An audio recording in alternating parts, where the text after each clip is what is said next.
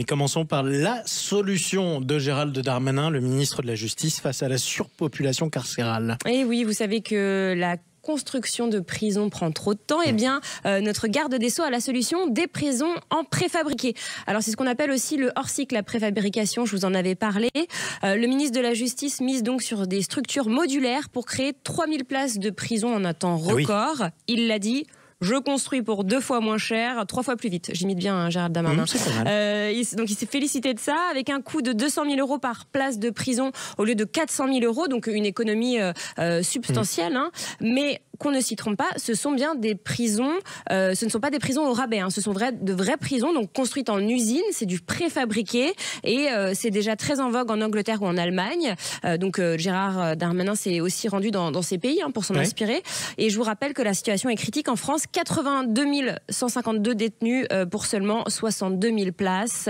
Voilà, donc il y a des places qui seront opérationnelles très bientôt. Le premier site préfabriqué sera installé à Troyes, il y aura 50 places avant le déploiement d'une quinzaine d'autres prisons pour des semi-libertés, puis une dizaine pour courte peine. Et alors, est-ce que ces prisons-là en préfabriqué durent aussi longtemps que les prisons en dur? C'est la question qu'on posera à notre invité qui est spécialiste du bâtiment par définition. Parlons du marché immobilier, ceci dit. Il y a du mouvement chez ceux qui veulent revendre pour acheter mieux. Tout à fait. Les voilà qui reviennent sur le marché. On les appelle donc les secondo-accédants. Donc vous l'avez dit, ces Français qui veulent vendre leurs biens pour en acheter un nouveau. Ils ont fait leur retour après des mois de blocage. Le nombre de secondo-accédants a bondi de 59% sur un an au premier trimestre 2025, selon le courtier Empruntis. Les prêts relais représentent désormais 37% des prêts négociés contre 28 fin 2024. Alors qui sont ces acheteurs? J'ai un portrait robot. Ils sont plus jeunes, plus riches qu'avant la crise, 42 ans en moyenne, 5 900 € de revenus mensuels et 67 000 € d'apport. Alors malgré ce profil, on va dire plutôt avantageux, leur budget a diminué à 391 000 contre 425 000 en 2022.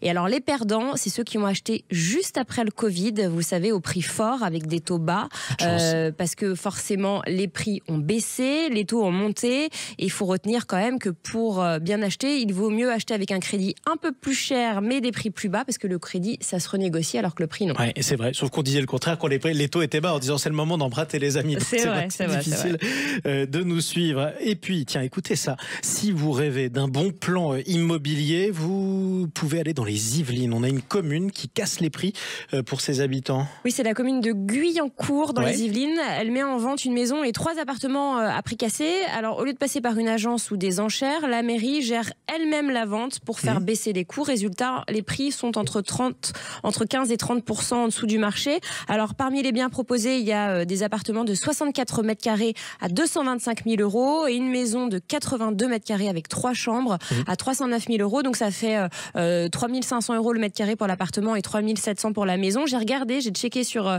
les portails et en effet, c'est une bonne affaire dans cette commune située près de Versailles et Saint-Quentin-en-Yvelines où les prix du mètre carré sont en moyenne entre 4 500 et 4 700. C'est un coin sympa, c'est sécure et c'est vert. Bon, c'est parfait, mais c'est vrai que c'est dans Saint-Quentin-en-Yvelines, vous avez une gare RER, vous avez même une université. Attention, ceci dit, vous avez des conditions pour le bon plan, comme souvent. Faut habiter Guyancourt évidemment, ou y travailler et s'engager à faire de ce bien immobilier sa résidence principale pendant au moins 5 ans. Ça va, 5 ans. Ça va, oui. Et prouver sa capacité d'emprunt aussi. Les candidatures, attention, il faut les déposer avant la semaine prochaine, avant le 25 avril. Et sachez que les primo-accédants, donc ceux qui sont pas encore locataires, qui veulent le devenir, seront prioritaires. Bon, mais écoutez, c'est bien noté en tout cas. Merci beaucoup, Bérénice.